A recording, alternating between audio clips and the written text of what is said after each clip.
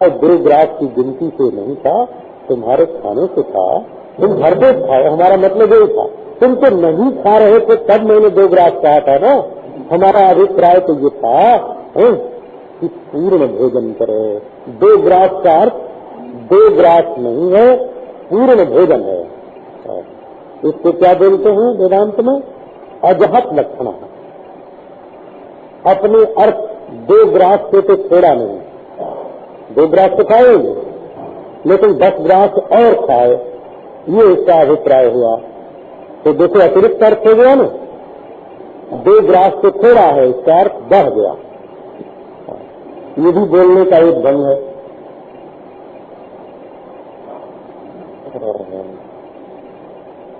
किसी ने कहा कि हाय हाय मैं तो मर गया, बोलते हैं कि नहीं? उनसे पूछो कि बोल के बताते हैं कि मैं मर गया, ये कौन सी भाषा है ना? अखबार वाले को छाप देंगे कि ये कौन सी भाषा है कि मैं मर गया। इसका मतलब हुआ कि घर में घाटा लग गया है ना, या पत्नी ने कुछ विश्वासघात किया, या पुत्र ने कुछ जुगाड़ कर दिया, तब बोलते हैं मैं मर गया। तो इसका मतलब ये होता है कि मरने में आदमी को होता है दुख। तो जिस काम से दुख हो गया, घाटे से दुख हो गया, दुखों से दुख हो गया, गाली से दुख हो गया, तो उससे कह दिया कि मैं तो मर गया। यहाँ मर गया माने मरण के समान दुख हुआ, ये अभिप्राय है। यहाँ मरण पद का अर्थ मरण नहीं है, बिल्कुल छोड़ दिया। मरने का मतलब मरना नहीं है ना? मरने सरीखा दुख, मरने सरीखा दुख। एक हमारे मित्र हैं, एक डॉक्टर के पास अपनी जांच कराने गए, तो उसको पूछा तुझे क्या तकलीफ है? तो उन्होंने कहा कि ऐसी सुरसुरी होती है शरीर में, सनसनी होती है कि जैसे विष चढ़ रहा हो, विष का असर हो रहा हो, सारे शरीर में विष का असर हो रहा हो। तो डॉक्टर ने पूछा कि तुमने कभी विष खाया है क्या? अरे नहीं तो तब तुमको कैसे मालूम हुआ कि विष खाने पर जैसा होता है वैसा हमको लगता है? अरे भाई हमारा मतलब विष से है ना। तो पदार्थ को छोड़ करके, अभिधेय पदार्थ को छोड़ करके जिसका नाम लिया गया हो, जैसे मरना, जैसे विष, जिसका नाम लिया गया उसको छोड़ करके उसके संबंधी अन्य को ग्रहण करना, तत्सदृश तत्संबंधी अन्य को ग्रहण करना, इसका नाम जहत लक्षणा होता है। वेदांत में उसको जहत लक्षणा बोलते हैं। गंगायाम देखा, गंगा में गांव है, गंगा में गांव नहीं है, गंगा में गांव होना शक्य नहीं है। अन्वयानुपपत्ति, तात्पर्यानुपपत्ति होने से गंगा में गांव नहीं है, होना शक्य नहीं है। तो गंगा से संबद्ध जो तट है, निकट, निकट से निकट वहाँ गांव है। गंगा में गांव है माने गंगा के तट पर गांव है, ये अर्थ होता है। इसको जहत लक्षणा बोलते हैं। जहत लक्षणा एक होती है अजहत लक्षणा, जैसे 2 ग्रास, और एक होती है जात लक्षणा, जैसे दुख, मरना, गंगा गंगा, और एक तीसरी होती है दजाल लक्षणा, भागत त्याग लक्षण। ये बोलने का ढंग है। ये बोलने की गणित है, बोलने की गणित। जैसे ये अलंकार होता है और ये रस होता है, ये सारा वर्णन करते हैं। वैसे ये बोलने की विद्या की भी एक गणित है।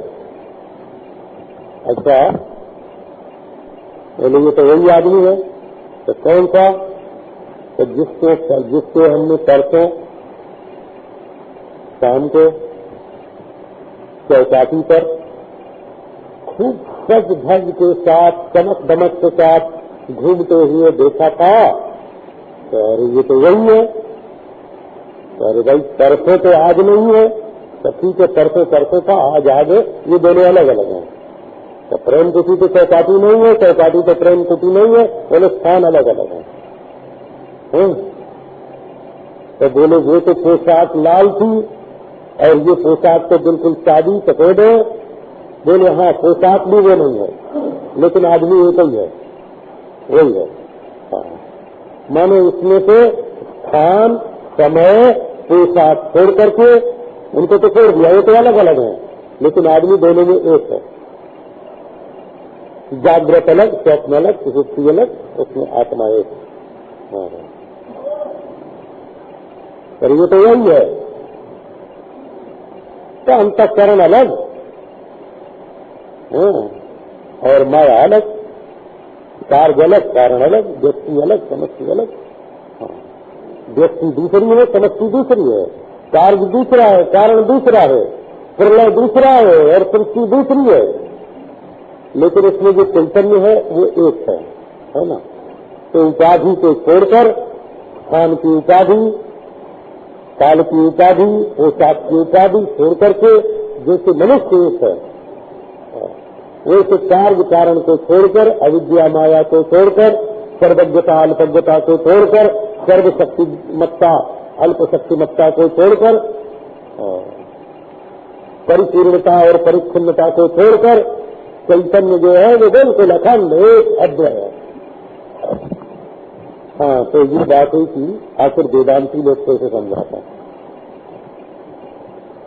तो वेदांतियों का ये कहना नहीं है कि हम सत्य को झूठा कर देते हैं,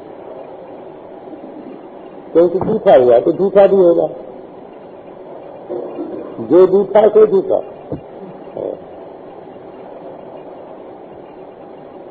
तो तब क्या करते हो तुम? का हम शब्द के द्वारा सत्य का परिमार्जन करते हैं, सत्य का निरूपण नहीं करते।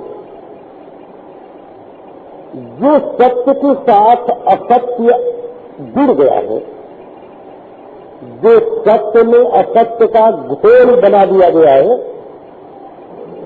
ना, हमारा विश्लेषण, हमारा ये शब्द प्रयोग यही करता है कि सत्य पर जो नाम रूप का आरोप है, जो विशेष का आरोप है, उसका निषेध कर देता है वेदांत। और वस्तु तो जो कि क्यों उज्ज्वल है, इसमें इकाई दहाई नहीं है। इकाई तो परिच्छिन्न होती है, सब स्थान में परिच्छिन्न होती है, काल में परिच्छिन्न होती है, वस्तु में परिच्छिन्न होते हैं। इस अखंड वस्तु के बोधन की प्रणाली वेदांत की ये है कि वो प्रतीयमान नाम रूप का, प्रतीयमान परिच्छेद का, भेद का, विशेष का, अविद्या का निषेध करता है, निवारण करता है। तो वस्तु के परिमार्जन में झाड़ू का काम धरती को दिखाना नहीं है, झाड़ू का काम उस पर जो कूड़ा कचरा है उसको हटा देना है। साबुन का काम शाम का रंग बदलना नहीं है, उस पर जो मैल लगी हुई है उसको हटा देना है। तो वेदांती लोग शब्द का जो प्रयोग करते हैं वो केवल निषेध की दृष्टि से। शब्द से कोई वस्तु उत्पन्न नहीं होती है, जो वस्तु रहती है उसी का बोध होता है। उसके बोध में जो अड़चन होती है वो दूर हो जाती है। तो अनुभव के मार्ग में जो अड़चन है, उन अड़चनों को दूर करने के लिए शब्द का प्रयोग है। प्रतिबंधों की निवृत्ति के लिए शब्द का प्रयोग है। आवरण भंग के लिए, भ्रांति को भगाने के लिए, अविद्या का निराश करने के लिए शब्द का प्रयोग करते हैं। तो अब देखो, मौन माने मुनि वृत्ति। मुनेर भाव मौनम, मुनि का जो भाव है उसको बोलते हैं मौन। मुनि का जो भाव है, तो मुनि क्या है? तो मननान मुनि ही है ना। वासना का नाम मनन नहीं है, सत्य के अनुसंधान का नाम मनन है। तो उपनिषद में मौन माने, साधन दशा में मौन माने सत्य का अनुसंधान, और शुद्ध दशा में मौन माने सत्य रूप से अवस्थान। साधन दशा में मौन माने सत्य का अनुसंधान मनन, और शुद्ध दशा में मौन माने सत्य में अवस्थान।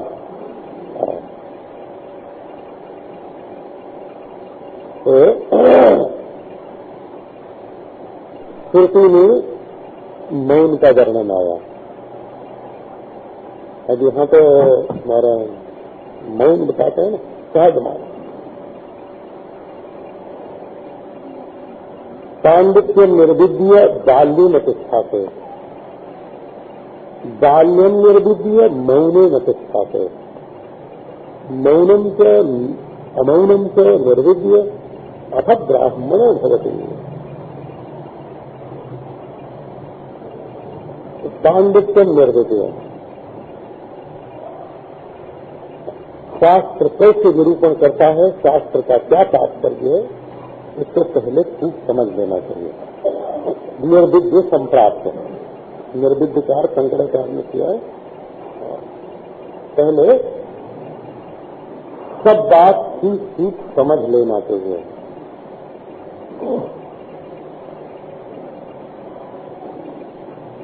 बिना समझे बूझे है ना, एक दीक्षी का मंत्र में जाने 7 के दिन में हाथ डाले। अरे बाबा, तुम व्यापार के बारे में बहुत अच्छा जानते हो, हम मालूम है ना, भोग की बहुत रीति तुमको मालूम होगी, कई तरह के इत्र बना सकते हो, कई तरह के पकवान में बना सकते हो, कई तरह की तस्वीर बना सकते हो, कई तरह के वस्त्र बना सकते हो,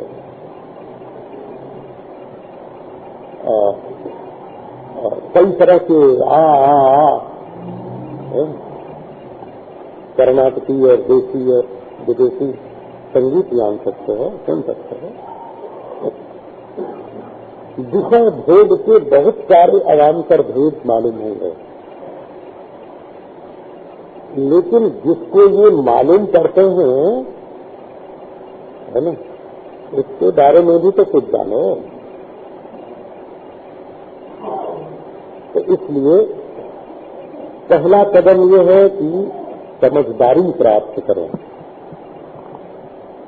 जो समझदारी से परहेज करता है वो बेवकूफ ही रहेगा, सारी जिंदगी बेवकूफ रहेगा।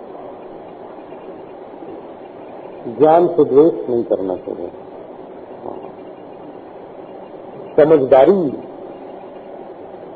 समझदारी से दुश्मनी, तो ये समझ के दुश्मन है। किसी पर नाराज होते हैं ना, बोलते हैं ये अक्ल का दुश्मन है। तो समझदारी से तो कभी परहेज करना नहीं। अब ये बात है कि बाहर से जो समझदारी आई, पांडित्य आया, वो जब तक अपना नहीं होगा तब तक वो उधार लिया हुआ पांडित्य कहाँ तक काम आएगा। उसकी जरूरत तो है, परंतु पांडित्य की जरूरत इतनी है कि हमें समझने के लिए जो जो आवश्यक है वो समझ जाएं। यहाँ तक कि जो लोग समझदारी के विरोधी हैं वो भी समझा के ही समझ का निराकरण करते हैं, है ना।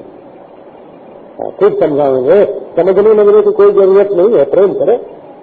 तो ये क्या कर रहे हो, तो तुमको समझा रहे हैं कि तुम ज्ञान के चक्कर में मत पड़ो, है ना, प्रेम करो। तो ये क्या कर रहे हो, तो ये भी तो ज्ञान ही दे रहे हो। बोले देखो, ये अशांति जो है और विक्षेप जो है और ये कुछ करना धरना जो है, सोचना विचारना जो है, सब मूर्खता है, सब सोच बैठ जाओ। बोले ये क्या कर रहे हो, तो ये भी तो समझदारी तो दे रहे हो ना। अरे बिना विचार के निर्विचार भी नहीं होता है। विकल्प को पहचान के निर्विकल्प होता है। संकल्प को पहचान के निसंकल्प होता है, अशांति को पहचान करके शांत होता है। तो पांडित्य निर्विघ्न जब खूब तत्व विषय समझदारी आ जाए, तो इसमें कोई गुण नहीं है, इसमें कोई क्रिया नहीं है, तो इसमें कोई जाति नहीं, अखंड वस्तु में गुण नहीं है, क्रिया नहीं है, जाति नहीं है, संबंध नहीं है, व्यवहार नहीं होने से संज्ञा असंगी, रूढ़ भाग में रूढ़ नहीं है। तो ठीक है, अच्छी तरह समझ में जब आ जाए तब जरा अपनी ओर निहारो, है ना, मैं कौन हूँ। तो मौनी न कुछ खाते पांडित्य आता है बाहर से भीतर, और आत्मज्ञान निकलता है भीतर से बाहर। डाल लेने को खाते पांडित्य निर्विघ्न डाल लेना, सरल भाव से रहो, ज्ञान बल भावे न रहो, जैसे समझते हो वैसा देखो। आंख और समझ में जहाँ विरोध है वहाँ लौकिक वस्तु हो तब भी शंका हो जाती है। देखो, आपकी आंख कहती है कि सूर्य हाथ भर का है, और आपकी अक्ल कहती है कि पृथ्वी से बड़ा है, तो इसके हाथ भर का, आंख से हाथ भर का देखते हुए भी आप अक्ल से यही व्यवहार करते हैं कि वो बहुत बड़ा है। इसी प्रकार अपना आत्मा ब्रह्म है, ये बात जब समझ में आ जाए तो ये प्रपंच बहुत बड़ा दिखे तब भी इसके अपने में अध्यस्त ही समझना, अपने को इसका अधिष्ठान ही समझना, अपने को इसका प्रकाशक ही समझना, भले अपना आपा छोटा और प्रपंच बड़ा मालूम पड़े। क्योंकि जहाँ इंद्रिय प्रतीति में, मानसिक प्रतीति में और तत्व ज्ञान में अंतर मालूम पड़े, वहाँ तत्व ज्ञान सच्चा है और मानसिक और इंद्रिय प्रतीति जो है वो झूठी है। चलता है बादल और मालूम पड़ता है कि चंद्रमा चल रहा है,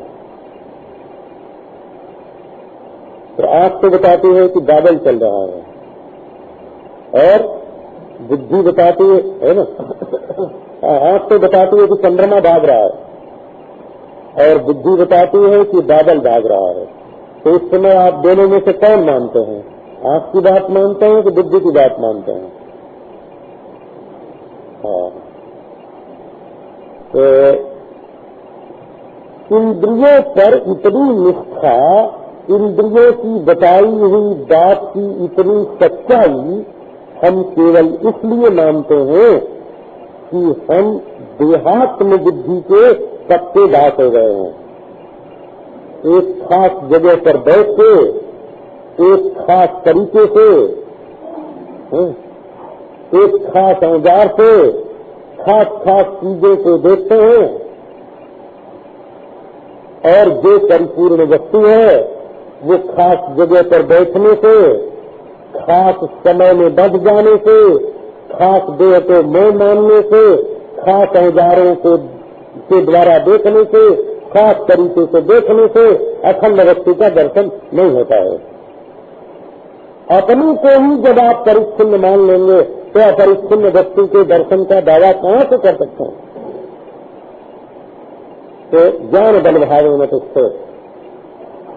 आप अपना जीवन वैसा मत व्यतीत कीजिए जैसा इंद्रियों से मालूम पड़ता है।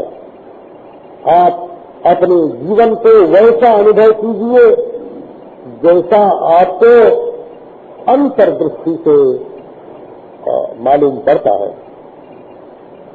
अंतर्दृष्टि से जैसा आपको अपना स्वरूप ज्ञात होता है, आप वो होकर के रहिए।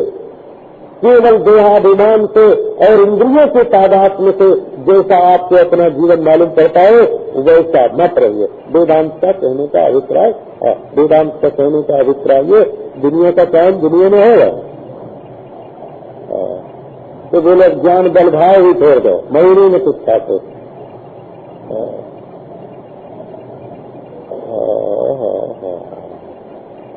जैसे देह में जिए की मरे ये आत्मभाव छोड़ दिया, वैसे मन भी सोए की जागे, ये मन में भी आत्मभाव छोड़ गए, है ना। वो विचार करे कि विचार न रहे, है ना। ये मौन हो गया। जहाँ बोल तहाँ अक्षर आया, जहाँ अबोल तहाँ मन में रहाया, बोल अबोल मध्य है जोई, जस वो है तस लखे न कोई। नाने द्वाया बहुन शब्दान वाचो विलावनम मतलब। तो एक बार अध्यात्म विद्या को प्राप्त किया, फिर इसको अपनी अनुभूति के रूप में परिणत किया, तो सचमुच विद्या और अनुभव में कोई अंतर नहीं है। और फिर वृत्ति और विषय दोनों में असंग हो गए, नारायण मौन हो गया। मौनम च अमौनम च निर्विद्य अथ मनु अथ ब्राह्मणो अथ ब्राह्मणा। अरे मौन रहे चाहे अमौन रहे, स्वपते नास्ति न हानि, सिद्धर यत्न होने। अगर सोता रहूं तो मेरी कोई हानि नहीं है, और जागता रहूं प्रयत्न करूं तो कोई सफलता नहीं है। दुनिया में क्या सफलता है, क्या विफलता है। न तो लातो भी आया आसमाद अहम आते यथा सुखाद, न अपने तो कोई नाश है न उल्लास है। प्रलय हो गया तो ठीक, सृष्टि हो गई तो ठीक, अविरोधी जीवन है, अविरोधी जीवन। संघर्ष का स्तर दूसरा है, आंदोलन का स्तर दूसरा है, विद्रोह का स्तर दूसरा है, हिंसा का स्तर दूसरा है, क्रोध का द्वेष का स्तर दूसरा है, वैमनस्य कटुता का स्तर दूसरा है। ये हमारे आत्मा की गंभीरता का स्तर नहीं करते, ये हमारे अगाध आत्म तत्व में ये सब बातें जो हैं, है ना, ये कुछ प्रभाव नहीं छोड़ती हैं।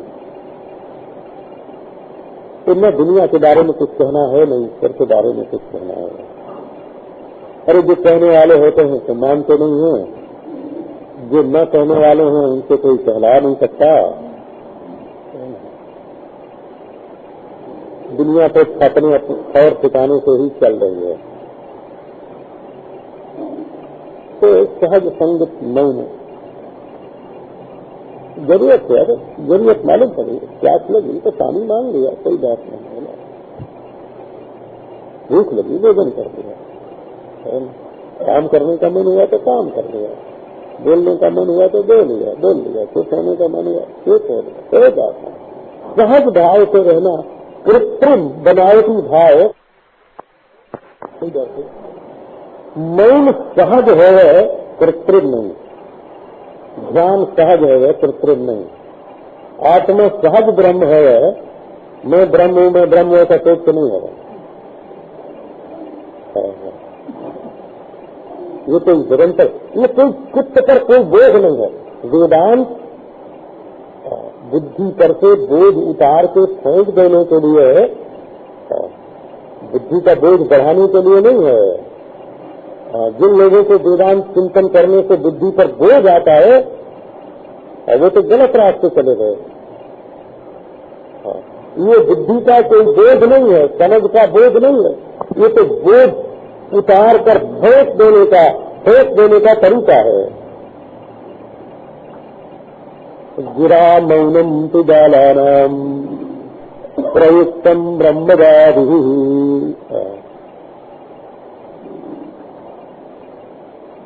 सहज मौन है, और जो गिरा मौन है, गिरा मौन माने गाड़ी का मौन, वो तो बालकों के लिए है। चुप रहना है ना, जबान खोलना मत, अब बच्चे बोले बिना न माने तो अनर्थ ही कर देते हैं, है ना।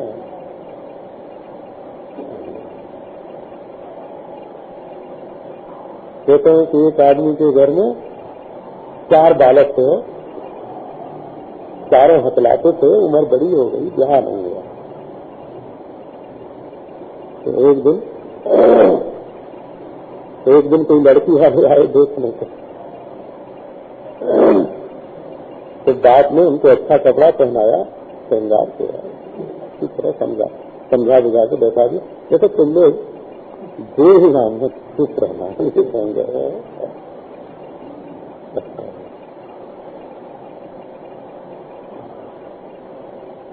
एक बच्चे से नहीं रहा गया, उसने कहा देखो हम लोग चंदन मंदन लगा के बैठे हैं, ऐसे अच्छे लगता। दूसरे ने कहा चुप।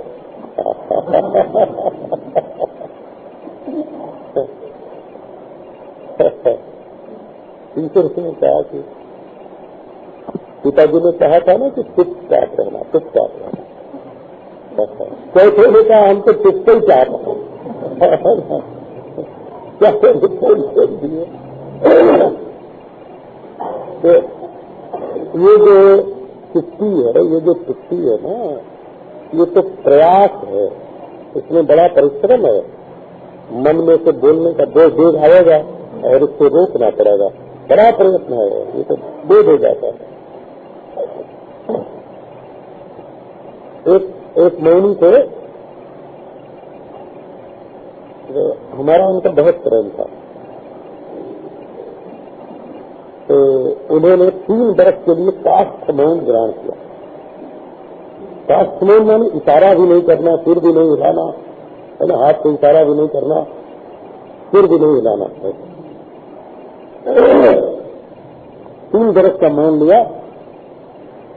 तो 1.5 बरस बीतने पर मेरे मन में आया कि चलो दर्शन कर आए, हमारे मित्र हैं, 3 बरस के लिए काष्ठ मौन हो गए तो उनका दर्शन जरूर करना चाहिए। अब गया तो अपनी कुटिया में खड़े थे, तो हमको देखा, हमारा प्रेम बहुत ज्यादा प्रेम था, तो कुटिया में से झट निकल आया और हमारा हाथ पकड़ लिया और पकड़ के कुटिया में ले गए और तिवारी बंद कर ले।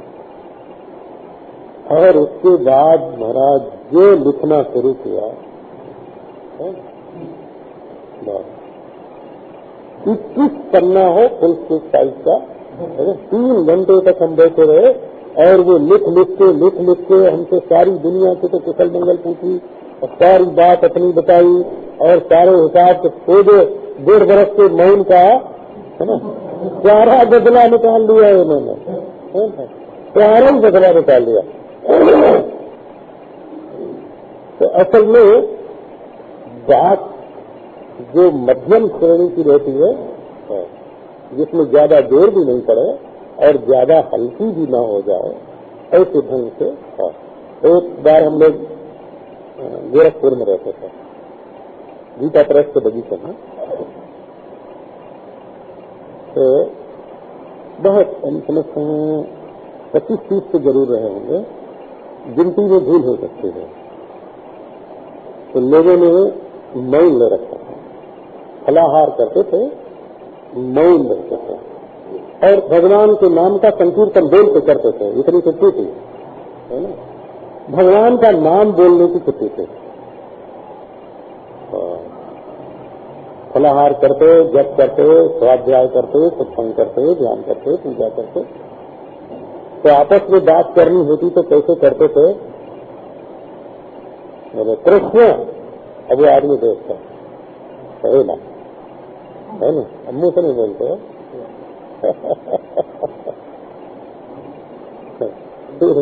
श्री कृष्ण, आप माने आम है, इतना बड़ा आम, और श्री कृष्ण तो मैंने पैसा ले लो, ये मैंने पैसा ले लो।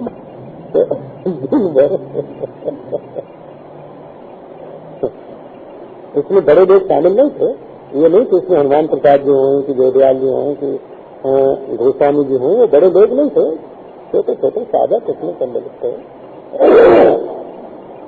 पर भगवान के नाम लेने की छुट्टी थी तो ऐसा मौन रहते थे बोला। तो मौन भीतर में कुछ निसंकल्पता हो, कुछ शांति हो, कुछ वासना की न्यूनता हो, ये मतलब है। अब कहो भाई थोड़ा एकांत में रहना पड़ता है, तो एकांत कहाँ मिलेगा? ये बंबई में जो लोग रहते हैं ना, उनको ये भी एक समझने की चीज है कि एकांत क्या होता है।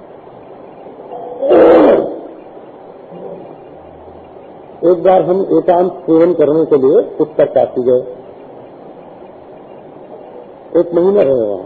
आजकल तो उत्तरकाशी चौपाटी हो गई है ना, वहाँ सैनिक रहते हैं, उनके बच्चे रहते हैं, वहाँ चाक छुट्टी है ना, वहाँ है ना यही पोशाक जो बम्बई में है, यही पोशाक, ऐसी लड़की, ऐसे लड़के, ऐसी दुकान, वहाँ सब होता है।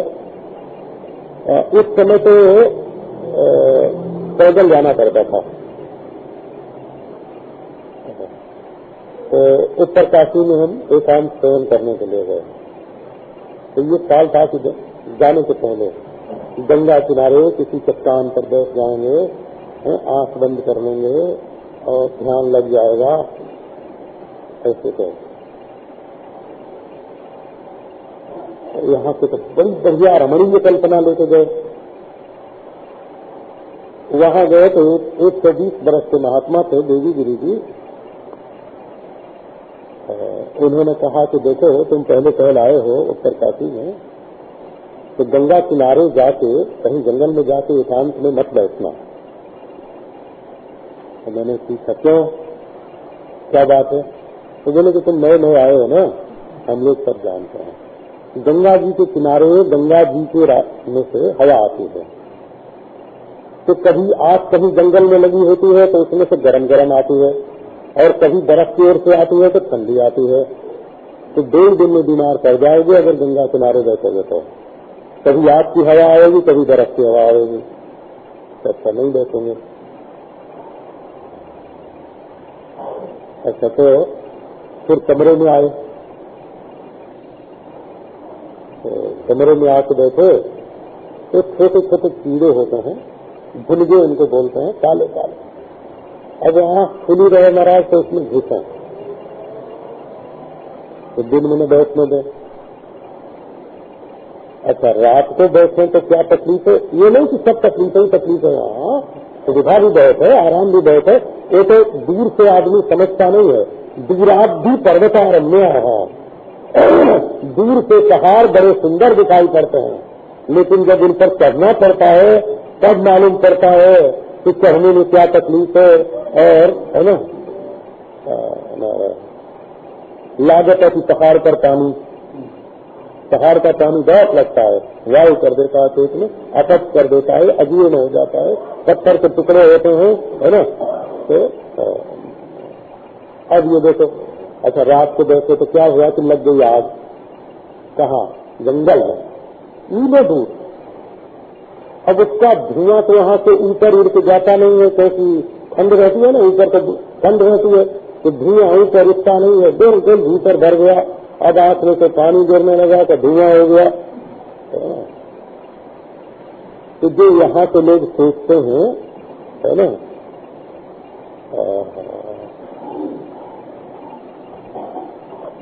यहाँ के लोग सोचते हैं कि एकांत में जाके हम तुरंत समाधि में, ब्रह्म में बैठ जाएंगे, वो गलत सोचते हैं। इसके लिए थोड़े अभ्यास की आवश्यकता होती है। असल में एकांत का मतलब ये है कि आपके मन में आप अकेले रहें, दूसरा न रहे।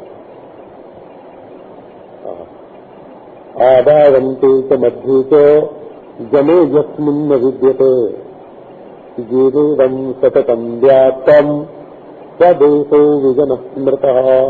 असल में एकांत देश ब्रह्म है, परमात्मा ही एकांत देश है, सत्य ही एकांत देश है। जहाँ सत्य अखंड है वही एकांत है। और यदि तुम्हारे मन में सत्य के टुकड़े टुकड़े कर दिए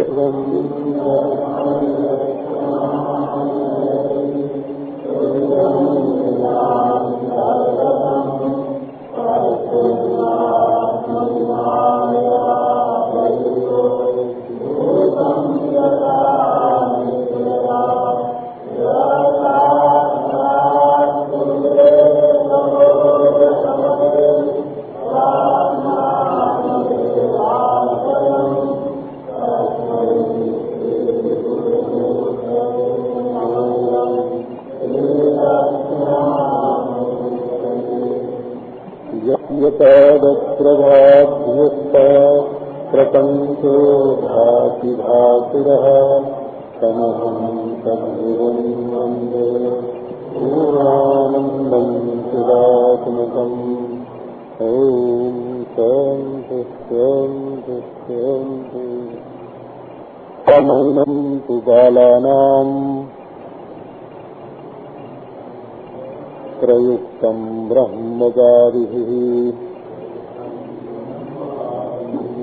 आदावन्ति च मध्ये च जनो यस्मिन्न विद्यते येनेदं सततं व्याप्तम् स देशो विजनः स्मृतः कलनात् सर्वभूतानां ब्रह्मादीनां निमेषतः कालशब्देन निर्दिष्टो यखण्डानन्दद्वयः सुखेनैव भवेद् यस्मिन् अजस्रं ब्रह्मचिन्तनम् आसनं तद्विजानीयात् नेतरत् सुखनाशनम्।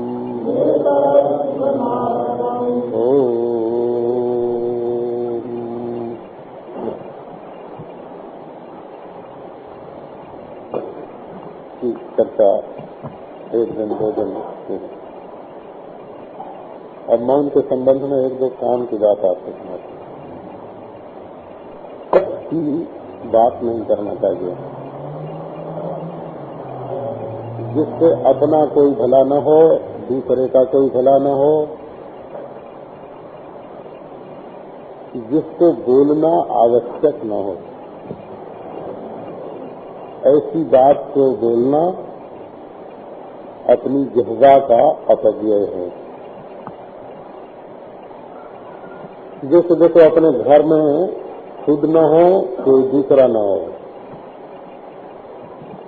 और चोर चमार आदि को धोखा देने के लिए रोशनी की जरूरत न हो, तो उस समय घर में बल्ब जलना व्यर्थ है ना।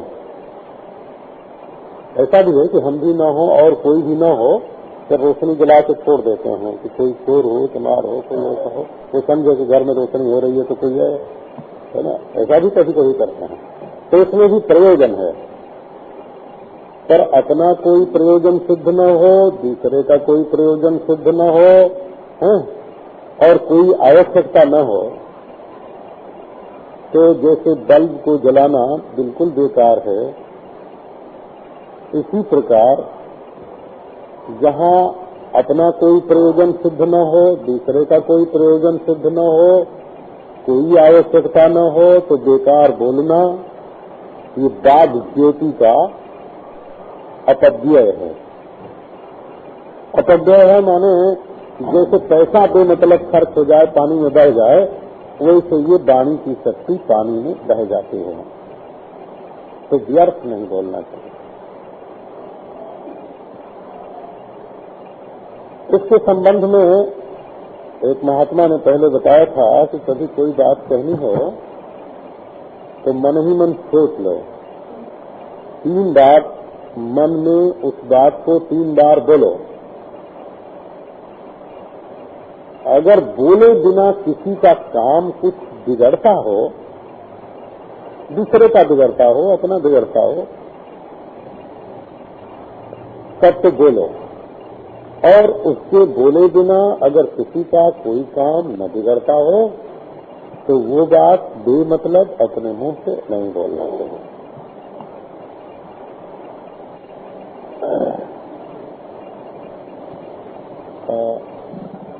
देखो आजकल तो लोग किताब पढ़ते हैं, ज्यादा अखबार पढ़ते हैं, रेडियो सुनते हैं, तो जो चीज कभी नहीं देखी है, जिसका अनुभव अपने को नहीं है, ऐसी बातें भी तो सुनने में आ जाते हैं ना। तो जब कहीं उनकी चर्चा आती है तो हम भी इनको जानते हैं, हम भी इनके जानकार हैं। अपनी जानकारी प्रकट करने के लिए आदमी उसके बारे में बोलने लगता है, ऐसा। तो ये केवल अनजान लोगों में अपनी जानकारी प्रकट करके केवल अपने व्यक्तित्व के अहम की पूजा मात्र है, अपने अहम की पूजा है। तो बोलिए तो तब जब बोलिए की रीति जानो, है ना। बोलना आता हो तब बोलना चाहिए, और जिस बात को ठीक ठीक जानते ही नहीं, किसी को बोलने का अभ्यास नहीं होता है, तो वो सीधी सादी बात, सरल बात भी कहेगा तो उसके मुंह पर लाली आ जाएगी, उसकी आंख जो है वो सिकुड़ जाएगी, बोलने में रोने लगेगा, कभी हाथ पांव कांपने लगते हैं, ऐसा होता है। अच्छा, एक बात इसमें ध्यान रखने की क्या है कि दूसरे का दोष अपनी जबान से नहीं निकलना चाहिए, उससे अपनी जबान गंदी हो जाती है।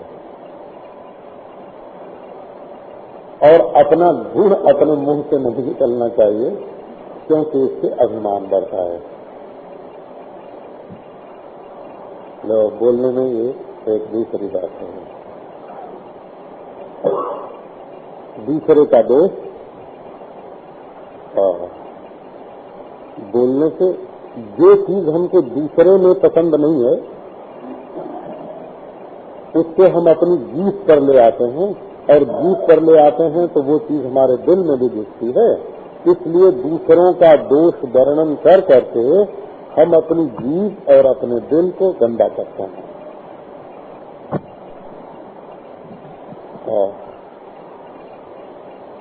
और देखो, इतनी बड़ी दुनिया में